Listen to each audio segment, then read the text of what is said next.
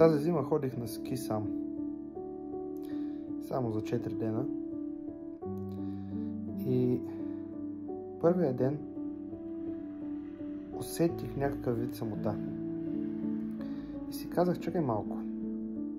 Защо усещам тази самота? Защо усещам тази празнота в себе си? Защо не съм самодостатъчен? Да, вярно е, че ние хората сме социални същества, но не е естествено човек да не може да бъде сам за няколко дни, дори за няколко месеца, дори може би за няколко години. Не е естествено постоянно да търсим компания и постоянно да търсим някакъв вид забавление. Кучето ми е съгласно. И тогава си казах, аз ще седна да помедитирам малко по този въпрос. И медитирайки, отново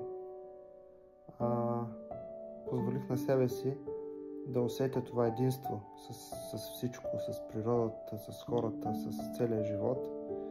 И всъщност да преживея това, че аз никога не съм сам, реално.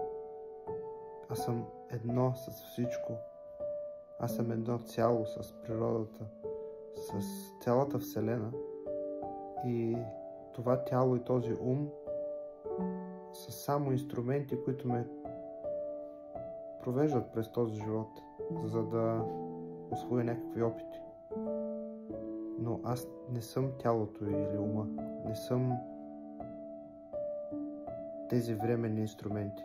Аз съм нещо много повече от това, което не може да се опише.